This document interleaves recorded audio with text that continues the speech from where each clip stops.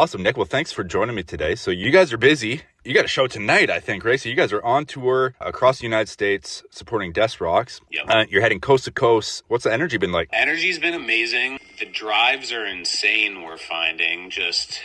Obviously it's such a big country. This is our first time doing a US tour as this project. And so, the last time we played here was a while ago. So forgot, just how far it is between all these different markets. But, weather's great. We're loving it. Crowds are awesome. Energy's good. So we're having a blast. We're only, I think we've done like 6 shows so far. Still got like 14, 15 to go. So just kind of getting into it. Right on. So you guys, from what I understand, were handpicked by Danny from Death Rocks to come open up on this tour. How did that happen? Yeah, it was kind of wild. Like we don't have a booking agent, and us and Danny started following each other on Instagram, like, I don't know, 4 or 5 years ago. Weren't really like talking much, just like liking each other's stuff or whatever. And a few months ago, he shot us a DM on Instagram. He's like, "Do you want to support my upcoming US tour?" And we're like, "Hell yeah!" Like,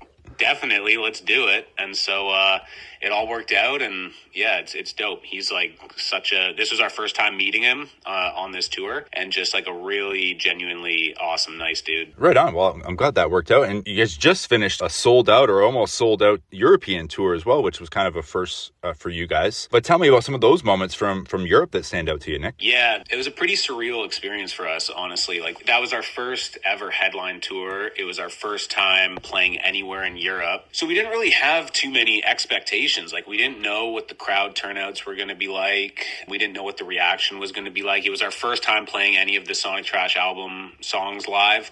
So it was just like a whole bunch of firsts on the tour. And to see how many people were like showing up to these shows, and just like, it didn't matter if it was like a Monday night or a Saturday night. People in Europe, they just come out to have a good time.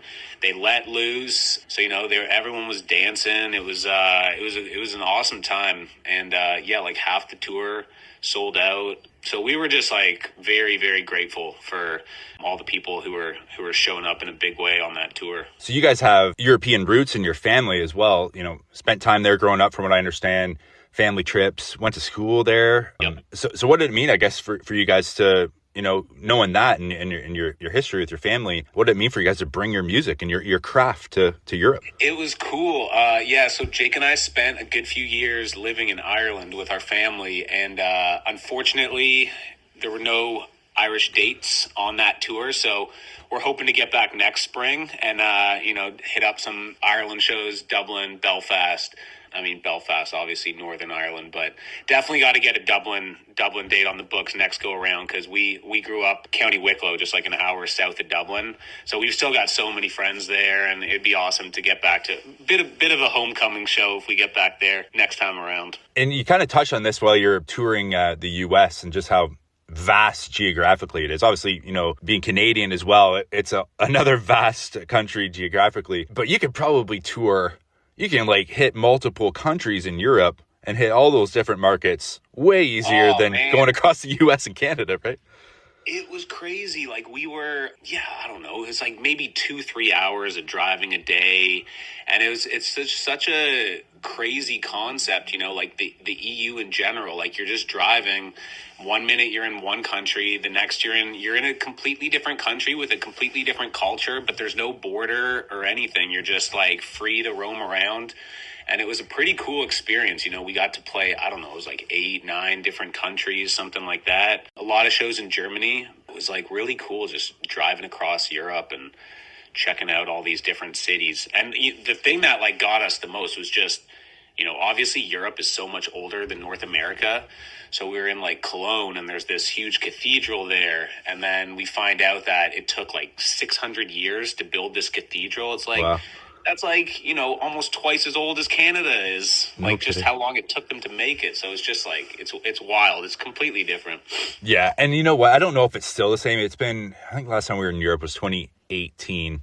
But I remember we were going over there. We were planning on staying a week, and then we started looking. I think we were following Pearl Jam. We're going to a couple shows over there. We have family in England, and you started looking at the flights, and it's so cheap to bounce around from country to country. We're like, well, we might as well. extended a little bit, right? Because yeah. Our sound tech who's with us on this tour, he lives in London, England now, and he was telling us like he was just booking flights, I think for a little vacation to Spain, and all these like budget airlines over in Europe, like Ryanair, whatever they may be. He said now they're starting to charge you. It's like £10 just to receive like flight updates via text message. Oh, wow. They are really tacking on like every little thing that they possibly can now. Yeah. Yeah, no doubt. But also with this tour with Death Rocks, you guys you mentioned the hometown show that you'd like to do in Ireland, but you kind of have a hometown show coming up in Toronto. Mm-hmm. And really at one of the coolest venues that I've ever been to, the Horseshoe Tavern, an iconic place in downtown Toronto. And really it almost feels special just walking into that place as a music fan. It feels like you're like immediately cast as an extra in the ongoing documentary that is the Horseshoe Tavern, right? But you know, you guys are going to be adding to the soundtrack. So what does that feel like? It's pretty awesome. I think, is it like the oldest music venue in Toronto? Maybe it's up there anyways. Yeah. So it's pretty special. I mean, mine and Jake's dad, he told us the story of, I guess in the 80s, he went to a show at the Horseshoe Tavern, and it was the Police, but it was before they like blew up. So it was like my dad and 3 other people watching the Police in the Horseshoe Tavern, just doing their thing, right? Which is like pretty wild. But for us to be able to go into like such a historic venue now, and I think the show is sold out, which is awesome. So it's going to be a good night, good times, grungy vibes. Absolutely. So let's dig into your name for a minute here, Nick. ROMES, which is an acronym for Raw Overdriven Mind Expansion System. So tell me about the name, where it came from, and what it means. The name was the name, and then we developed it into an acronym as our sound evolved. And now it's kind of a representation of our entire creative process. So like with Sonic Trash, it was a lot of just trial and error and experimenting in our basement studio, finding ways to kind of integrate gear that isn't typically integrated together. So like we were running drum kits through guitar pedal boards. We were triggering modular synthesizers with an acoustic drum kit. And it was just kind of this like creative process where we were trying any idea that popped into our head. We would try and get cool sounds out of it. And then those sounds would hopefully be the inspiration to flesh out a song. The more overdriven, the better.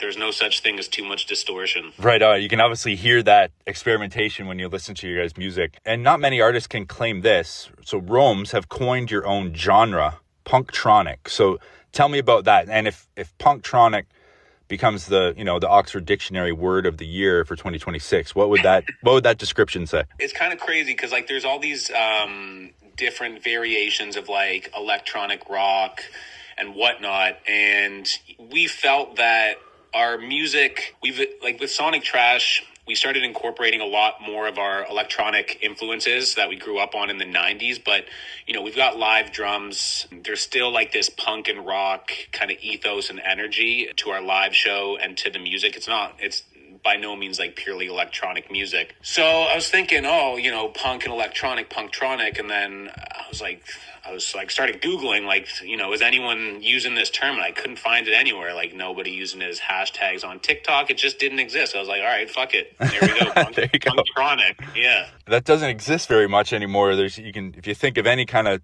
term, you can almost find it at least on a hashtag on TikTok, right? Exactly. Yeah.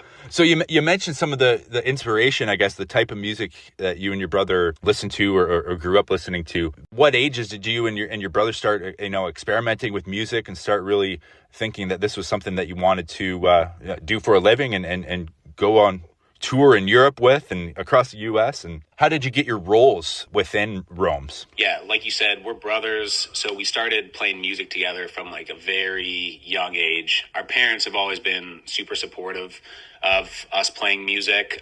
They're both musical, not professionally, but they've both got musical bones. And so I ended up just like picking up a drum kit when I was, 7 years old. Jake got into guitar around the same time, and we would just go into the basement after school and we would just start like jamming together, like whatever cover songs, especially when we moved over to Ireland and the whole like British indie invasion scene was happening with like Block Party, Franz Ferdinand, Arctic Monkeys, all that stuff. We really got into that sound, and so we were jamming all those covers. And then our parents had like an 8-track recorder, so we started writing music and recording our own like really shitty demos on this 8-track recorder, and like then burning CDs and like selling them at school, right? And it all started at a really young age, and then we started playing bands with like some of our buddies in Ireland. And at the end of the day, about 5 years ago, we decided, all right, the two of us, Jake and I, are always on the same wavelength creatively. And so we started the ROMES project and been doing that for 5 years now. And it's kind of this amalgamation of all the influences across. I guess because our parents brought us up listening to such a wide array of music. Like our dad was always playing these mixtapes that he would make on the car rides to school. So like we were listening to everything from like electronic to industrial to hip hop, rock, punk.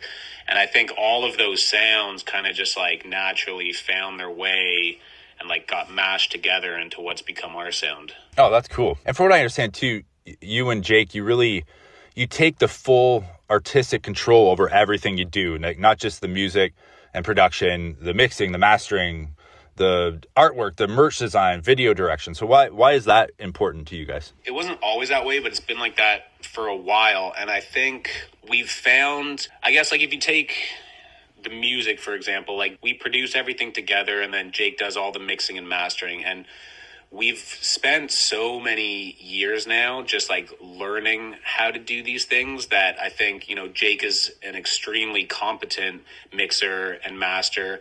And by bringing everything in house, you're able to achieve the vision that that we hear in our heads exactly how we want it to sound. We don't want it to sound like this kind of properly mixed, polished product. We want it a little rough around the edges, and, we're able to do that by just bringing everything in house. And same with, if it's our merch or the album artwork. I've, over the last 10 years, I just taught myself how to use Photoshop, and I was doing merch for other bands and whatnot. So I was like, well, why don't we just do our own designs? If you're capable to do it and, you save money, you can work at a higher pace, release stuff quicker when you want to do it on your own schedule. So why not? Yeah, obviously it worked for you guys. And ROMES has really built a lot of your following through different sync placements. So video games like Madden and Call of Duty, several different TV shows, brand commercials, sports broadcasts. So how did those partnerships happen for you guys, and which one stands out to you, or which ones stand out to you as the most meaningful? It's kind of interesting, yeah, because most of them came from just the creative directors at these companies or TV shows just listening to the song on whatever streaming platform and just emailing us directly and be like, hey, can we use this song? And then we worked out the deal, but it all kind of came organically. I think the coolest one for us was probably the Call of Duty thing. And again, it happened so organically where, like I was talking about, we used our basement studio as kind of like these testing grounds for all these new ideas and sounds. And we decided to just set up a camera and film that process because we were having fun doing it. And we're like, let's just put the results online. And there was this one video where I was running my drum kit through Jake's guitar pedal board, getting some crazy monstrous sounds out of the drums. And Jack Wall, the main composer of Call of Duty Black Ops, he just came across that video on Instagram and shot us a DM. And he was like, hey, do you want to work on the upcoming Black Ops 6 with me? And at first we were like, hold on, this is obviously some It's got to be a spam or something, right? Yeah, definitely. And then we look into it, I was like, oh, wait, this is the guy. So we're like, hell yeah, let's do it. And then we end up, doing multiple tracks on that soundtrack. He had us back for Black Ops 7. And it was crazy because it was nothing we ever, the video game space was nothing we ever saw ourselves getting into. But just from doing the shit that we were already doing in our studio and just having fun with the process, it ends up just opening the doors to these other really awesome opportunities. So And it's nice to hear that it happened organically and it wasn't like, oh, you signed up for some kind of subscription, so you unlocked this chat. You know what I mean? So it's good to hear that that still exists. Yeah, exactly. I did want to ask you about one other kind of collaboration that you guys did. So you guys worked with Mark Foster from Foster the People. That was when the band was operating as a different band, and we were with a record label at the time. So this would have been like, I don't know, 2019, something like that. And I think the A&R happened to know Mark Foster and like reached out to him, and he was down to collaborate. So Jake flew out to LA, and yeah, they wrote a track together and put it out there. You've already touched on Sonic Trash a little bit. Your debut album, independently released just in November. It's gotten great, streaming results and has done really well, basically from word of mouth alone, which is great. You talked about the integrating gear and coming up with different crazy sounds, I guess. Looking back on that now, how does that feel to have it out there and to be playing the music live? Like, how is that creative process, which sounds like it was a different process for creation for you guys? And how is that kind of like coming across live now that you're on tour and playing it everywhere? It's really fun. I think, like I said, the recent Europe tour, that was our first time playing any of the Sonic Trash songs live. Obviously now we're playing them for the first time in the US, so it still feels very fresh. And I think Jake and I have spoken about it, and it's the most fun we've ever had with a live performance. Obviously there's like some recency bias there. We're loving playing the songs because they're newer, but just the way that the songs were written and produced, they're just like, it's just a hell of a time playing it live. And we've crafted the whole live set kind of like an electronic set where from like the first note to the last note, it's kind of just like one seamless set. The songs are transitioning into each other. We're mashing up our songs with one another, pulling samples from like some classic songs, like whether it's New Order, Daft Punk, and like we're remixing those into our own songs. And so every night's kind of different, and the way that we've got our setup going with like the drums triggering synthesizers and the lights, it's this very like immersive kind of interactive live show that, yeah, we're having a lot of fun with it. So hopefully you guys get to keep the fun going for the rest of 2026. So obviously you're on tour now to the end of April, but what's in store for the rest of the year for you guys and beyond? Gonna get back to Toronto end of April, and then plan is to get immediately back into the studio, start working on the next record. There's no real preconceived notions of what it should sound like. I think it's going to be much the same as what we did with Sonic Trash, where we just get in the studio, focusing more on like sound design, getting some like crazy ideas going, see what inspires some bigger ideas, and then just see, what starts to stick, and hopefully some sort of like new sound emerges from all of that. Well, we'll look forward to that. We'll stay locked on to romesmusic.com and your socials for all the updates. Nick, thank you very much for taking time with me today, man. Yeah, thanks, Aaron. Appreciate you having me.